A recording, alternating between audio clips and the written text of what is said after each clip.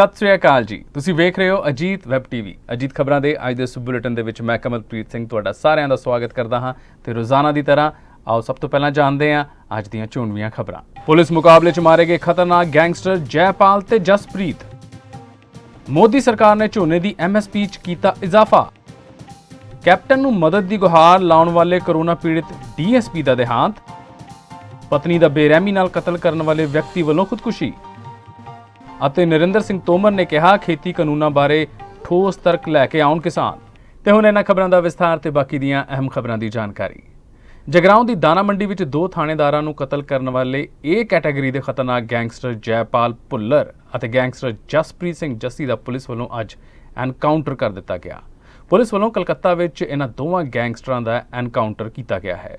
ਇਸ ਦੌਰਾਨ ਕਲਕੱਤਾ ਪੁਲਿਸ ਦਾ ਇੱਕ ਇੰਸਪੈਕਟਰ ਵੀ ਜ਼ਖਮੀ ਹੋ ਗਿਆ ਹੈ। ਦਰਅਸਲ ਜਗਰਾਉਂ ਦੀ ਦਾਣਾ ਮੰਡੀ ਵਿੱਚ ਬੀਤੇ ਦਿਨੀ ਗੈਂਗਸਟਰ ਜੈਪਾਲ ਭੁੱਲਰ ਅਤੇ ਇਸ ਦੇ ਸਾਥੀਆਂ ਵੱਲੋਂ ਥਾਣੇਦਾਰ ਭਗਵਾਨ ਸਿੰਘ ਅਤੇ ਦਲਵਿੰਦਰ ਸਿੰਘ ਦਾ ਗੋਲੀਆਂ ਮਾਰ ਕੇ ਕਤਲ ਕਰ ਦਿੱਤਾ ਗਿਆ ਸੀ।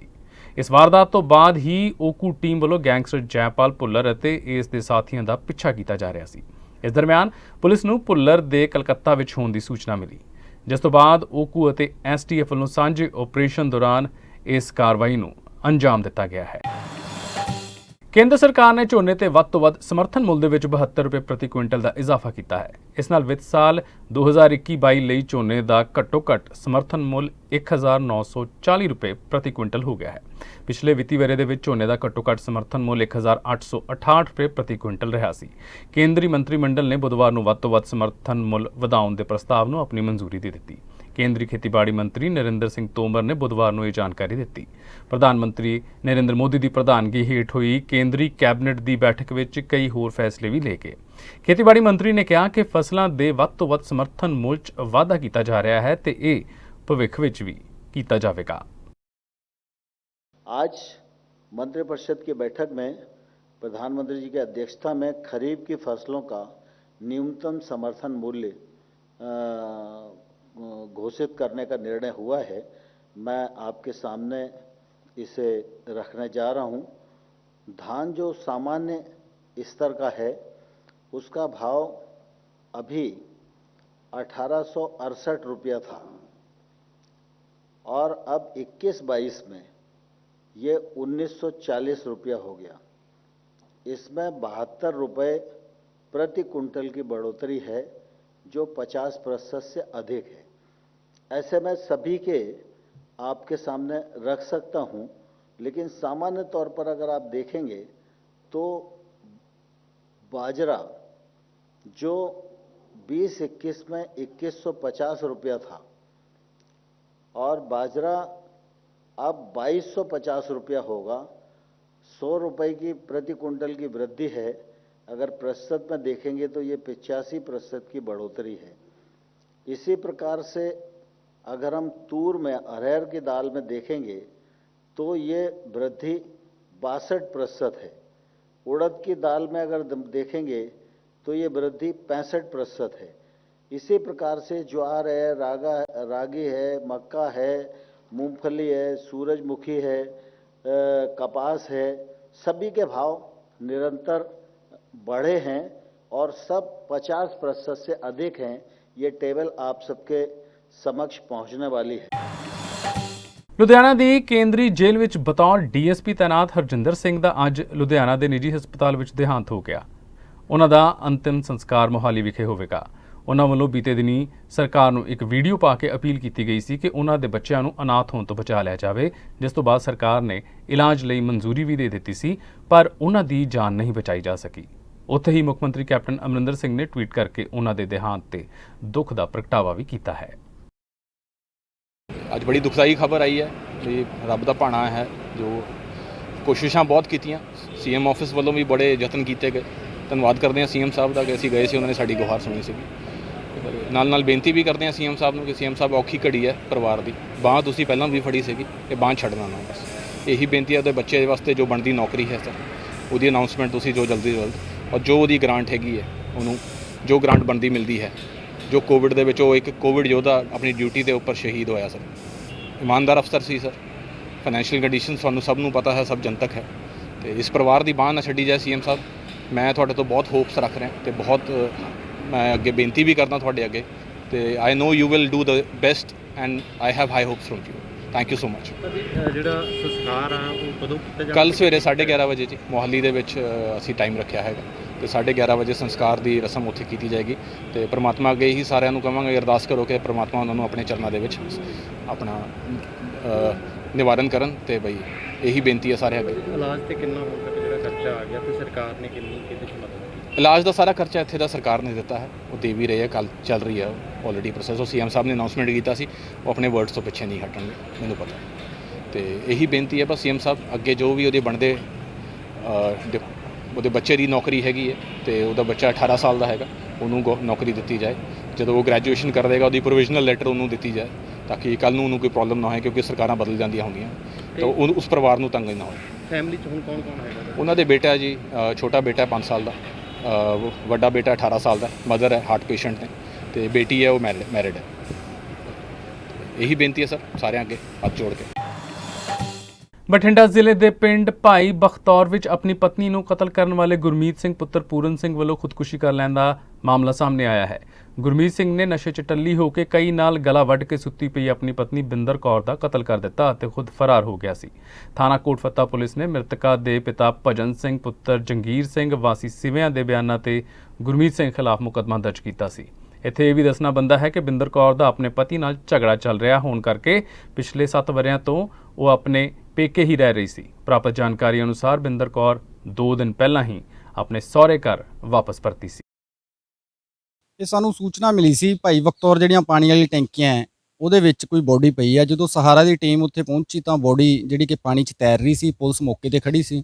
ਪੁਲਿਸ ਦੀ ਮੌਜੂਦਗੀ 'ਚ ਹੀ ਬੋਡੀ ਅਸੀਂ ਬਾਹਰ ਕੱਢ ਲਈ ਤੇ ਸਿਵਲ ਹਸਪਤਾਲ ਬਠਿੰਡਾ ਵਿੱਚ ਪੋਸਟਮਾਰਟਮ ਲਈ ਲਿਆਂਦੀ ਹੈ, ਜਿਹੜੀ ਕਿ ਬਣਦੀ ਕਾਰਵਾਈ ਪੁਲਿਸ ਕਰ ਰਹੀ ਹੈ। ਇਹ ਪਤਾ ਲੱਗਿਆ ਵੀ ਕੌਣ ਸੀਗਾ ਇਹ?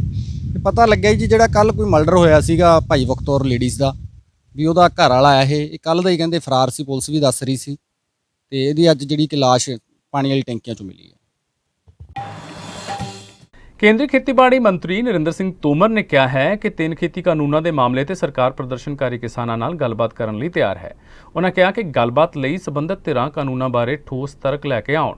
ਕੇਂਦਰੀ ਖੇਤੀਬਾੜੀ ਮੰਤਰੀ ਨਰਿੰਦਰ ਸਿੰਘ ਤੋਮਰ ਨੇ ਕਿਹਾ ਕਿ ਸਰਕਾਰ ਅੰਦੋਲਨਕਾਰੀ ਕਿਸਾਨਾਂ ਦੇ ਨਾਲ ਖੇਤੀ ਕਾਨੂੰਨਾਂ ਦੀ ਵਾਪਸੀ ਤੋਂ ਇਲਾਵਾ ਹੋਰ ਵਿਕਲਪਾਂ ਉੱਤੇ ਗੱਲ ਕਰਨ ਲਈ ਤਿਆਰ ਹੈ। ਕਿਸਾਨ ਪਿਛਲੇ ਸਾਲ ਨਵੰਬਰ ਤੋਂ 3 ਨਵੇਂ ਖੇਤੀ ਕਾਨੂੰਨਾਂ ਵਿਰੁੱਧ ਦਿੱਲੀ ਦੀਆਂ ਸਰਹੱਦਾਂ ਦੇ ਉੱਤੇ ਅੰਦੋਲਨ ਕਰ ਰਹੇ ਹਨ। ਤੋਮਰ ਨੇ ਪੱਤਰਕਾਰਾਂ ਦੇ ਨਾਲ ਗੱਲਬਾਤ ਕਰਦੇ ਹੋਏ ਕਿਹਾ ਕਿ ਖੇਤੀ ਕਾਨੂੰਨ ਕਿਸਾਨਾਂ ਦੇ ਹਿੱਤ ਵਿੱਚ ਹਨ।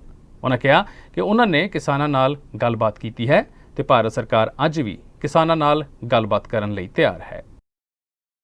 किसान और जो वामपंथी संगठन हैं वो लगातार कृषि बिल को लेकर विरोध प्रदर्शन जता रहे हैं, अभी तक शांति नहीं हुई है।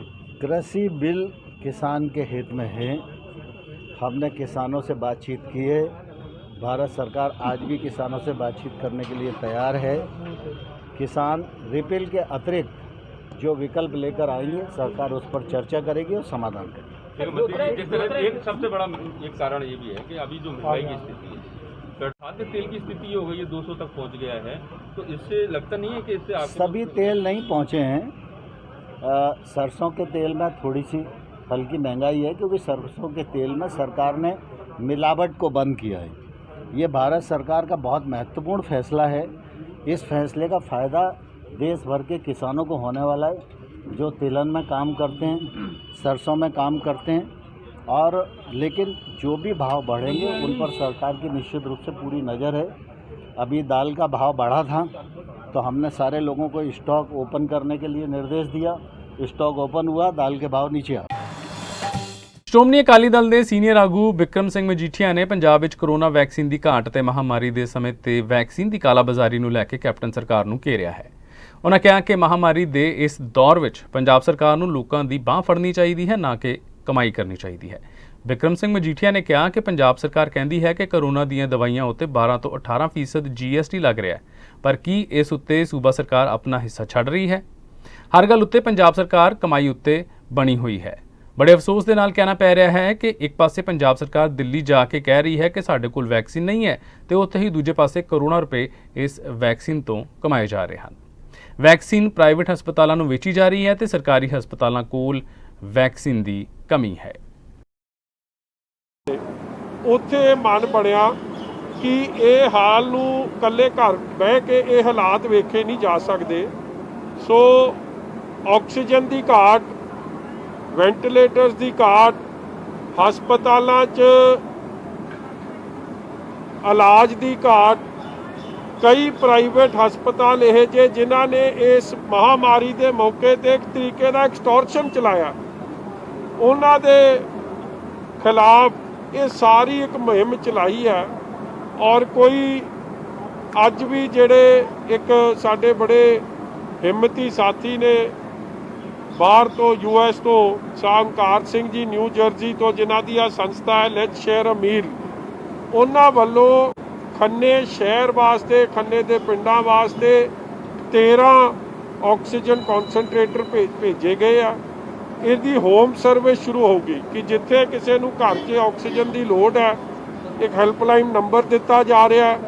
ਸਾਡੇ ਯਾਦੂ ਜੀ ਤੇ ਸਾਰੇ ਇਹਨਾਂ ਦੇ ਸਾਥੀ ਜੀਤ ਜੀ ਤੇ ਸਾਰੇ ਇਸ ਗੱਲ ਨੂੰ ਕੋਆਰਡੀਨੇਟ ਕਰਨਗੇ ਕਿ ਆਕਸੀਜਨ ਦੀ ਸੇਵਾਵਾਂ ਘਰ ਤੱਕ ਪਹੁੰਚਾਈ ਜਾਣ, ਕਿ ਜਿਹੜਾ ਆਕਸੀਜਨ ਨਾਲ ਹੀ ਘਰੇ ਠੀਕ ਹੋ ਜੇ, ਉਹਦੇ ਨਾਲ ਮੈਂ ਸਮਝਦਾ ਸਰਕਾਰ ਦੀ ਵੀ ਬੜੀ ਵੱਡੀ ਮਦਦ ਹੋਊਗੀ, ਕਿਉਂਕਿ ਹਸਪਤਾਲ ਜਾਣ ਦੀ ਲੋੜ ਨਹੀਂ ਰਹਿਣੀ ਔਰ ਜਿਹੜਾ ਹਸਪਤਾਲ 'ਚ ਓਵਰ ਕਰਾਊਡਿੰਗ ਨਹੀਂ ਹੋਣੀ। ਔਰ ਦੁੱਖ ਇਸ ਗੱਲ ਦਾ ਵੀ ਹੈ ਕਿ ਕੰਮ ਤਾਂ ਸਰਕਾਰਾਂ ਦੇ ਸਨ, ਮਗਰ ਸਰਕਾਰ ਆਪਣੇ ਕੰਮ 'ਚ ਹਰ ਲੈਵਲ ਦੀ ਫੇਲ ਹੋਈ ਆ। ਅੱਜ ਵੀ ਬੜੇ ਦੁੱਖ ਦੀ ਗੱਲ ਹੈ ਕਿ ਉਹ DSP ਸਾਹਿਬ ਜਿਹੜੇ ਹਰਜਿੰਦਰ ਸਿੰਘ ਸੀਗੇ, ਜਿਨ੍ਹਾਂ ਦੇ ਪਰਿਵਾਰ ਨੇ ਚੀਫ ਮਿਨਿਸਟਰ ਸਾਹਿਬ ਦੇ ਅੱਗੇ, ਮੰਤਰੀਆਂ ਦੇ ਅੱਗੇ, ਹੈਲਥ ਮਿਨਿਸਟਰ ਅੱਗੇ, ਫਾਈਨੈਂਸ ਮਿਨਿਸਟਰ ਅੱਗੇ, ਸਾਰਿਆਂ ਦੇ ਅੱਗੇ ਗੁਹਾਰ ਲਾਈ ਸੀ, ਜਿਨ੍ਹਾਂ ਦੇ ਲੰਗ ਟ੍ਰਾਂਸਪਲਾਂਟ ਦੀ ਲੋੜ ਸੀ। ਪੰਜਾਬ ਦੀ ਦੇਸ਼ ਦੀ ਐਡੀ ਵੱਡੀ ਸੇਵਾ ਕੀਤੀ ਆ, ਜੋ ਇਸ ਫਾਨੀ ਸੰਸਾਰ ਨੂੰ ਅਲਵਿਦਾ ਕਹਿ ਗਏ। ਔਰ ਵੱਡਾ ਕਾਰਨ ਉਹਦਾ ਹੀ ਬਣਿਆ ਕਿਉਂਕਿ ਉਹਨਾਂ ਦਾ ਸਹੀ ਇਲਾਜ ਸਰਕਾਰ ਨੇ ਨਹੀਂ ਕੀਤਾ। ਫਾਈਲ ਇੱਕ ਕਮਰੇ ਤੋਂ ਦੂਜੇ ਤੋਂ ਤੀਜੇ ਡਿਪਾਰਟਮੈਂਟ ਤੇ ਜਾਂਦੀ ਰਹੀ ਔਰ ਉਹਨਾਂ ਦੇ ਜਿਹੜੀ ਮੰਗ ਸੀ ਪਰਿਵਾਰ ਦੀ ਉਹ ਨਹੀਂ ਸੁਣੀ ਗਈ। ਤੇ ਜਦ ਸਰਕਾਰ ਦਾ ਇਹ ਜਿਹਾ ਐਟੀਟਿਊਡ ਹੋਵੇ, ਉਸ ਐਟੀਟਿਊਡ 'ਚ ਫਿਰ ਮੈਂ ਸਮਝਦਾ ਲੋਕ ਹੀ ਅੱਗੇ ਆਉਣ ਤੇ ਕੁਝ ਕਰਨ, ਨਹੀਂ ਤਾਂ ਹਾਲਾਤ ਕੋਈ ਹੈ ਨਹੀਂ ਠੀਕ। ਪੰਜਾਬ ਵਿਧਾਨ ਸਭਾ ਵਿੱਚ ਵਿਰੋਧੀ ਧਿਰ ਦੇ ਨੇਤਾ ਹਰਪਾਲ ਸਿੰਘ ਚੀਮਾ ਨੇ ਦਲਿਤ ਬੱਚਿਆਂ ਦੇ ਵਜ਼ੀਫੇ ਦੇ ਪੈਸੇ ਹੜਪਣ ਲਈ ਵਿੱਤ ਮੰਤਰੀ ਮਨਪ੍ਰੀਤ ਸਿੰਘ ਬਾਦਲ ਤੇ ਸਮਾਜਿਕ ਭਲਾਈ ਮੰਤਰੀ ਸਾਧੂ ਸਿੰਘ ਧਰਮਸੋਤ ਖਿਲਾਫ SC/ST ਐਕਟ ਦੇ ਅਧੀਨ ਮਾਮਲਾ ਦਰਜ ਕਰਨ ਸੰਬੰਧੀ DGP ਪੰਜਾਬ ਨੂੰ ਪੱਤਰ ਲਿਖਿਆ ਹੈ। ਉੱਥੇ ਹੀ ਅੱਜ ਉਹਨਾਂ ਵੱਲੋਂ ਜਲੰਧਰ ਵਿੱਚ ਪ੍ਰੈਸ ਕਾਨਫਰੰਸ ਕੀਤੀ ਗਈ। ਇਸ ਦੌਰਾਨ ਉਹਨਾਂ ਪੋਸਟ ਮੈਟ੍ਰਿਕ ਸਕਾਲਰਸ਼ਿਪ ਨੂੰ ਲੈ ਕੇ ਸੂਬਾ ਸਰਕਾਰ ਨੂੰ ਚੇਤਾਵਨੀ ਵੀ ਦਿੱਤੀ। ਉਹਨਾਂ ਕਿਹਾ ਜੇਕਰ ਇੱਕ ਹਫ਼ਤੇ ਦੇ ਅੰਦਰ ਪੋਸਟ ਮੈਟ੍ਰਿਕ ਸਕਾਲਰਸ਼ਿਪ ਨੂੰ ਲੈ ਕੇ DGP ਪੰਜਾਬ ਵੱਲੋਂ ਮਨਪ੍ਰੀਤ ਸਿੰਘ ਬਾਦਲ ਅਤੇ ਧਰਮਸੋਤ ਖਿਲਾਫ ਕਾਰਵਾਈ ਨਾ ਕੀਤੀ ਗਈ ਤਾਂ ਅਸੀਂ ਸਰਕਾਰ ਦੇ ਖਿਲਾਫ ਮੋਰਚਾ ਖੋਲਾਂਗੇ। ਦੇਖੋ, ਪੰਜਾਬ ਸਰਕਾਰ ਨੇ, ਪੰਜਾਬ ਦੇ ਮਹਿਕਮਾ ਫਾਈਨਾਂਸ ਨੇ, ਫਾਈਨਾਂਸ ਮਿਨਿਸਟਰ ਮਨਪ੍ਰੀਤ ਸਿੰਘ ਬਾਦਲ ਨੇ, ਸਾਧੂ ਸਿੰਘ ਧਰਮਸੋਤ ਨੇ ਜਿਹੜਾ ਪੈਸਾ ਦਲਿਤ ਵਿਦਿਆਰਥੀਆਂ ਦਾ ਗਵਰਨਮੈਂਟ ਆਫ ਇੰਡੀਆ ਭੇਜਦੀ ਆ, ਉਹਦੇ 'ਚ ਘਪਲਾ ਕੀਤਾ ਕੀ ਕੀਤਾ ਕਿ ਉਹ ਪੈਸਾ ਜਿਹੜਾ ਆਇਆ ਸੀ ਉਹਦੀ ਦੁਰਵਰਤੋਂ ਕੀਤੀ ਆ। ਪੈਸਾ ਦੇਣਾ ਤਾਂ ਵਿਦਿਆਰਥੀਆਂ ਨੂੰ ਹੁੰਦਾ ਗਾ, ਦੇਣਾ ਤਾਂ ਸਕੂਲਾਂ ਕਾਲਜਾਂ ਨੂੰ ਹੁੰਦਾ ਗਾ। ਉਹ ਪੈਸੇ ਨੂੰ ਕਿਤੇ ਨਾ ਕਿਤੇ ਹੋਰ ਪਾਸੇ ਡਾਇਵਰਟ ਕਰਕੇ ਉਹ ਵਿਦਿਆਰਥੀ ਦਾ ਭਵਿੱਖ ਧੁੰਦਲਾ ਕੀਤਾ ਗਿਆ। ਲਗਭਗ 2 ਲੱਖ ਵਿਦਿਆਰਥੀਆਂ ਨੂੰ ਪੇਪਰ ਦੇਣ ਤੋਂ ਵਾਂਝੇ ਰਹਿਣਾ ਪੈ ਜਾਊਗਾ ਜੇਕਰ ਪੰਜਾਬ ਸਰਕਾਰ ਨੇ ਸਮਾਂ ਸਿਰ ਰਹਿੰਦੇ ਉਹ ਰਾਸ਼ੀ ਜਿਹੜੀ ਆ ਕਾਲਜਾਂ ਨੂੰ ਨਹੀਂ ਦਿੱਤੀ। ਸੋ ਇਹ ਮਾਮਲਾ ਬੜਾ ਸੰਗੀਨ ਆ, ਬੜਾ ਸਪਸ਼ਟ ਆ ਕਿ ਪੰਜਾਬ ਸਰਕਾਰ, ਕਾਂਗਰਸ ਪਾਰਟੀ ਦੀ ਸਰਕਾਰ, ਕੈਪਟਨ ਸਾਹਿਬ ਦਲਿਤ ਵਿਰੋਧੀ ਸਰਕਾਰ ਆ, ਦਲਿਤਾਂ ਦੇ ਖਿਲਾਫ ਫੈਸਲੇ ਲੈ ਰਹੀ ਆ। ਇਹ ਦਲਿਤਾਂ ਨਾਲ ਜੁੜਿਆ ਹੈ ਮਾਮਲਾ ਗਾ। ਸੋ ਆਮ ਆਦਮੀ ਪਾਰਟੀ ਵੱਲੋਂ, ਮੇਰੇ ਵੱਲੋਂ ਇੱਕ ਲੈਟਰ ਜਿਹੜਾ ਹੈਗਾ ਪੰਜਾਬ ਦੇ DGP ਨੂੰ ਭੇਜਿਆ ਗਿਆ ਕਿ SC/ST ਐਕਟ ਦੇ ਅਧੀਨ ਸਰਦਾਰ ਮਨਪ੍ਰੀਤ ਸਿੰਘ ਬਾਦਲ ਤੇ ਹੋਰਨਾਂ ਅਧਿਕਾਰੀਆਂ ਦੇ ਖਿਲਾਫ ਤੁਰੰਤ ਮੁਕੱਦਮਾ ਦਰਜ ਹੋਣਾ ਚਾਹੀਦਾ ਤਾਂ ਕਿ ਜਿਹੜਾ ਪੈਸਾ ਮਿਸਯੂਜ਼ ਹੋਇਆ ਉਹ ਰਿਕਵਰ ਹੋਵੇ ਔਰ ਸਕੂਲਾਂ ਕਾਲਜਾਂ ਨੂੰ ਜਾਵੇ ਔਰ ਕਾਲਜ ਜਿਹੜੇ ਹੈਗੇ ਨੇ ਤੁਰੰਤ ਰੋਲ ਨੰਬਰ ਜਾਰੀ ਕਰਨ ਔਰ ਵਿਦਿਆਰਥੀ ਪੇਪਰ ਦੇਣ, ਆਪਣਾ ਭਵਿੱਖ ਬਣਾ ਸਕਣ।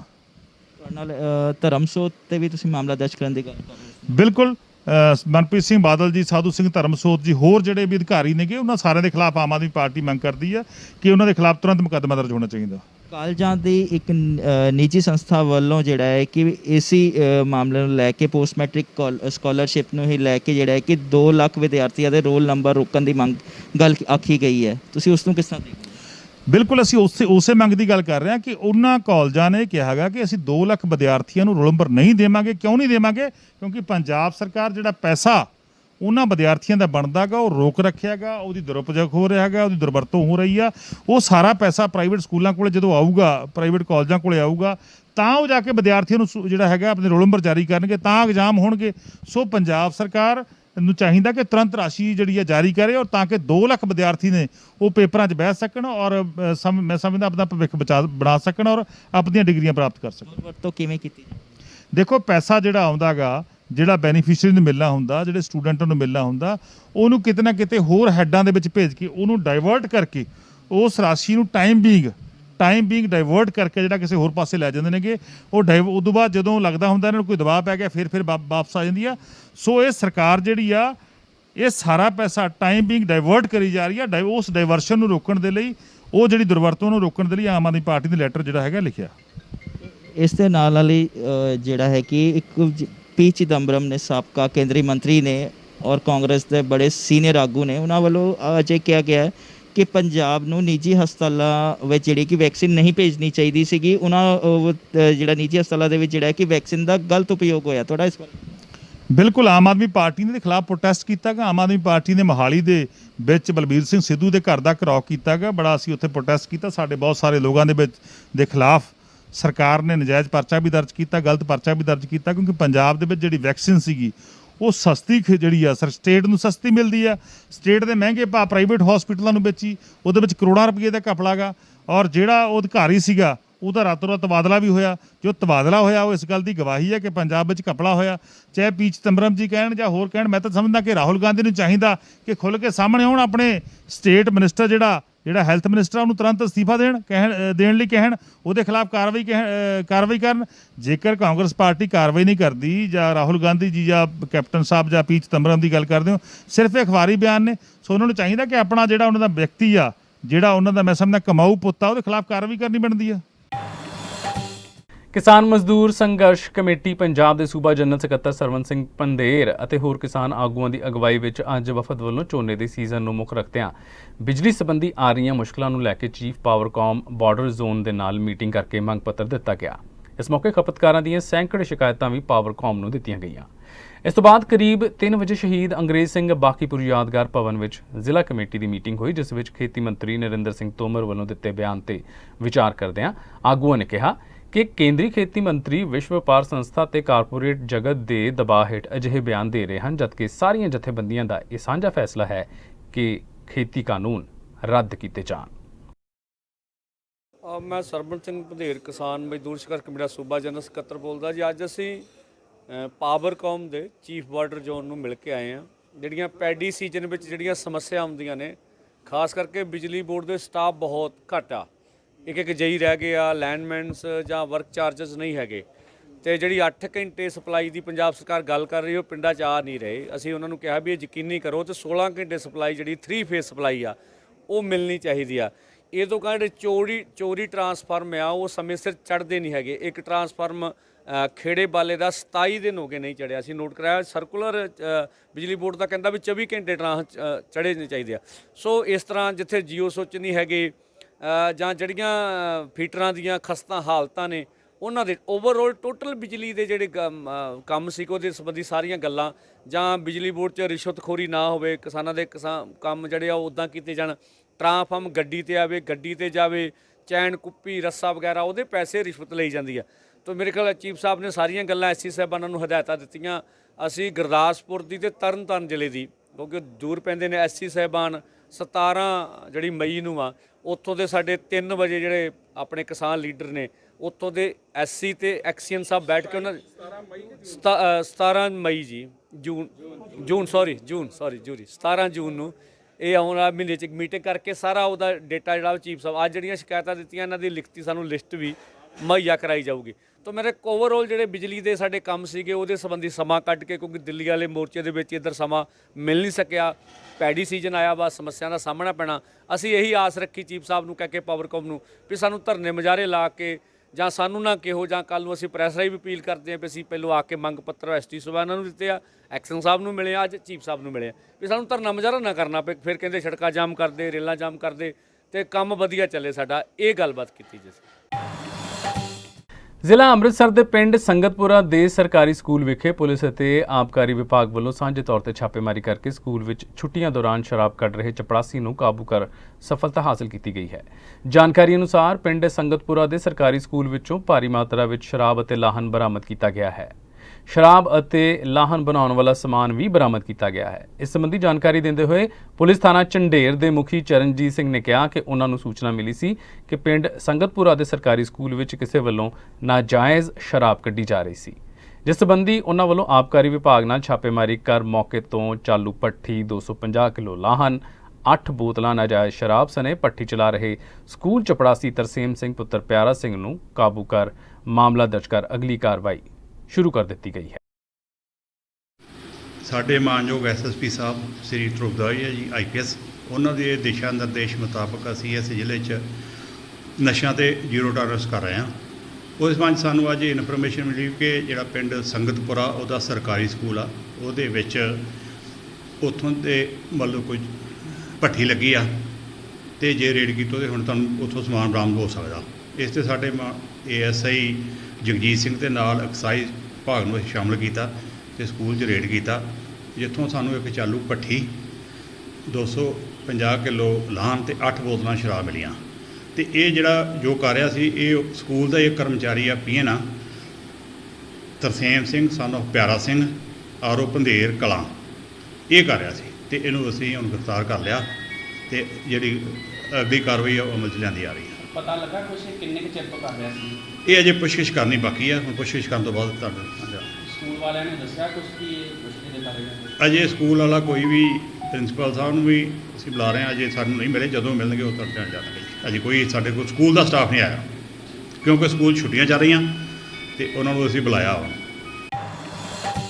ਸ਼੍ਰੋਮਣੀ ਅਕਾਲੀ ਦਲ ਨੇ ਅੱਜ ਐਲਾਨ ਕੀਤਾ ਕਿ ਉਹ ਸਿਹਤ ਮੰਤਰੀ ਬਲਬੀਰ ਸਿੰਘ ਸਿੱਧੂ ਨੂੰ ਬਰਖਾਸਤ ਕਰਨ ਅਤੇ ਵੈਕਸੀਨ ਤੇ ਫਤਿਹ ਕਿਟ ਘੁਟਾਲੇ ਦੀ ਸੀਬੀਆਈ ਤੋਂ ਜਾਂਚ ਕਰਵਾਉਣ, ਨਹੀਂ ਤਾਂ ਸ਼੍ਰੋਮਣੀ ਅਕਾਲੀ ਦਲ ਮੁੱਖ ਮੰਤਰੀ ਕੈਪਟਨ ਅਮਰਿੰਦਰ ਸਿੰਘ ਦੀ ਸਰਕਾਰੀ ਰਿਹਾਇਸ਼ ਦੇ ਬਾਹਰ ਧਰਨਾ ਦੇਵੇਗਾ। ਸ਼੍ਰੋਮਣੀ ਅਕਾਲੀ ਦਲ ਇਹ ਵੀ ਮੰਗ ਕਰੇਗਾ ਕਿ ਕੌਮੀ ਸ਼ਾਹ ਮਾਰਗਾਂ ਲਈ ਐਕਵਾਇਰ ਕੀਤੀ ਜਾ ਰਹੀ ਜ਼ਮੀਨ ਦਾ ਮਾਰਕੀਟ ਰੇਟ ਅਨੁਸਾਰ ਮੁੱਲ ਅਤੇ ਉਜਾੜਾ ਪੱਤਾ ਕਿਸਾਨਾਂ ਨੂੰ ਦਿੱਤਾ ਜਾਵੇ। ਪਾਰਟੀ ਨੇ ਕਿਹਾ ਕਿ ਜੇਕਰ ਐਕਸਪ੍ਰੈਸਵੇ ਪ੍ਰੋਜੈਕਟਾਂ ਲਈ ਜ਼ਮੀਨ ਐਕਵਾਇਰ ਕਰਨ ਲਈ ਕਿਸਾਨਾਂ ਨੂੰ ਹਾਸੋ ਹੀ ਨਾ ਘੱਟ ਮੁਆਵਜ਼ਾ ਦੇਣ ਦੀ ਨੀਤੀ ਨਾ ਬਦਲੀ ਤਾਂ ਅਕਾਲੀ ਦਲ ਸਰਕਾਰ ਖਿਲਾਫ ਕਿਸਾਨਾਂ ਨਾਲ ਰੋਸ ਧਰਨੇ ਵਿੱਚ ਸ਼ਾਮਲ ਹੋਵੇਗਾ। ਇਸ ਗੱਲ ਦੀ ਜਾਣਕਾਰੀ ਦਿੰਦਿਆਂ ਪਾਰਟੀ ਦੇ ਬੁਲਾਰੇ ਡਾਕਟਰ ਦਲਜੀਤ ਸਿੰਘ ਚੀਮਾ ਨੇ ਦੱਸਿਆ ਕਿ ਅਕਾਲੀ ਦਲ ਦੇ ਪ੍ਰਧਾਨ ਸਰਦਾਰ ਸੁਖਬੀਰ ਸਿੰਘ ਬਾਦਲ 15 ਜੂਨ ਨੂੰ ਮੁੱਖ ਮੰਤਰੀ ਦੀ ਰਿਹਾਇਸ਼ ਅੱਗੇ ਇਸ ਸੰਕੇਤਕ ਧਰਨੇ ਦੀ ਅਗਵਾਈ ਕਰਨਗੇ ਅਤੇ ਕੋਰ ਕਮੇਟੀ ਤੇ ਪੀਏਸੀ ਮੈਂਬਰਾਂ, ਵਿਧਾਇਕਾਂ, ਜ਼ਿਲ੍ਹਾ ਪ੍ਰਧਾਨਾਂ ਤੇ ਯੂਥ ਅਹੁਦੇਦਾਰਾਂ ਸਮੇਤ ਸੀਨੀਅਰ ਆਗੂ ਇਸ ਵਿੱਚ ਸ਼ਾਮਲ ਹੋਣਗੇ। ਤੇ ਇਸ ਦੇ ਨਾਲ ਹੀ ਅਜੀਤ ਖਬਰਾਂ ਦਾ ਅੱਜ ਦਾ ਇਹ ਬੁਲੇਟਿਨ ਇੱਥੇ ਖਤਮ ਹੁੰਦਾ ਹੈ। ਕੱਲ ਤੁਹਾਡੀ ਖਿਦਮਤ ਦੇ ਵਿੱਚ ਤਾਜ਼ਾ ਤਰੀਨ ਖਬਰਾਂ ਦਾ ਇੱਕ ਹੋਰ ਬੁਲੇਟਿਨ ਲੈ ਕੇ ਅਸੀਂ ਫਿਰ ਹਾਜ਼ਰ ਹੋਵਾਂਗੇ। ਤਦ ਤੱਕ ਦੇ ਲਈ ਤੁਸੀਂ ਵੇਖਦੇ ਰਹੋ ਅਜੀਤ ਵੈਬ ਟੀਵੀ। ਦੇਸ਼ ਦੁਨੀਆ ਦੀਆਂ ਤਾਜ਼ਾ ਖਬਰਾਂ ਦੇ ਲਈ ਹੁਣੇ ਪਲੇ ਸਟੋਰ ਤੋਂ ਡਾਊਨਲੋਡ ਕਰੋ ਪੰਜਾਬ ਦੀ ਆਵਾਜ਼ ਅਜੀਤ ਨਿਊਜ਼ ਐਪ। ਹੁਣ ਤੁਹਾਡਾ ਆਪਣਾ ਅਜੀਤ ਹਰ ਸੋਸ਼ਲ ਮੀਡੀਆ ਪਲੇਟਫਾਰਮ ਦੇ ਉੱਤੇ ਉਪਲਬਧ ਹੈ। ਫੇਸਬੁੱਕ ਦੇ ਉੱਤੇ ਹੁਣੇ ਲਾਈਕ ਤੇ ਫੋਲੋ ਕਰੋ ਅਜੀਤ ਦਾ ਅਫੀਸ਼ੀਅਲ ਪੇਜ ਡੇਲੀ ਅਜੀਤ ਤੇ ਹਾਂ ਨਾਲ ਹੀ ਦੋਸਤਾਂ ਨੂੰ ਪੇਜ ਲਾਈਕ ਕਰਨ ਦੇ ਲਈ ਇਨਵਾਈਟ ਕਰਨਾ ਨਾ ਭੁੱਲਣਾ। ਇੰਨਾ ਹੀ ਨਹੀਂ, ਹਿੰਦੀ ਦੇ ਵਿੱਚ ਖਬਰਾਂ ਵਾਸਤੇ ਲਾਈਕ ਤੇ ਫੋਲੋ ਕਰੋ ਸਾਡਾ ਫੇਸਬੁੱਕ ਪੇਜ ਅਜੀਤ ਸਮਾਚਾਰ ਹਿੰਦੀ। YouTube ਦੇ ਉੱਤੇ ਵੀਡੀਓ ਖਬਰਾਂ ਦੇਖਣ ਦੇ ਲਈ ਹੁਣੇ ਸਬਸਕ੍ਰਾਈਬ ਕਰੋ ਅਜੀਤ ਦਾ official YouTube channel Ajit web TV. ਤੁਹਾਡਾ ਆਪਣਾ ਅਜੀਤ ਹੁਣ ਟਵਿੱਟਰ ਤੇ ਇੰਸਟਾਗ੍ਰਾਮ ਦੇ ਉੱਤੇ ਵੀ ਉਪਲਬਧ ਹੈ। ਟਵਿੱਟਰ ਦੇ ਉੱਤੇ ਖਬਰਾਂ ਦੇ ਲਈ ਫੋਲੋ ਕਰੋ ਡੇਲੀ ਅਜੀਤ ਤੇ ਇੰਸਟਾਗ੍ਰਾਮ ਦੇ ਉੱਤੇ ਖਬਰਾਂ ਦੇ ਨਾਲ ਵੀਡੀਓ ਦੇਖਣ ਦੇ ਲਈ ਫੋਲੋ ਕਰੋ ਬਲੂ ਟਿਕ ਵਾਲਾ ਸਾਡਾ ਅਫੀਸ਼ੀਅਲ ਚੈਨਲ ਡੇਲੀ ਅਜੀਤ। ਇੰਨਾ ਹੀ ਨਹੀਂ, ਅਜੀਤ ਦੇ ਵੀਡੀਓ ਹੁਣ ਤੁਸੀਂ ਐਪਲ ਟੀਵੀ ਦੇ ਉੱਤੇ ਵੀ ਵੇਖ ਸਕਦੇ ਹੋ ਤੇ ਨਾਲ ਹੀ ਅਜੀਤ ਅਖਬਾਰ ਦਾ ਡਿਜੀਟਲ ਐਡੀਸ਼ਨ ਪੜ੍ਹਨ ਦੇ ਲਈ ਡਾਊਨਲੋਡ ਕਰੋ ਅਜੀਤ ਈ ਪੇਪਰ ਐਪ। ਤੁਹਾਡਾ ਆਪਣਾ ਭਰੋਸੇਯੋਗ ਚੈਨਲ, ਤੁਹਾਡੀ ਆਪਣੀ ਆਵਾਜ਼, ਪੰਜਾਬ ਦੀ ਆਵਾਜ਼ ਅਜੀਤ।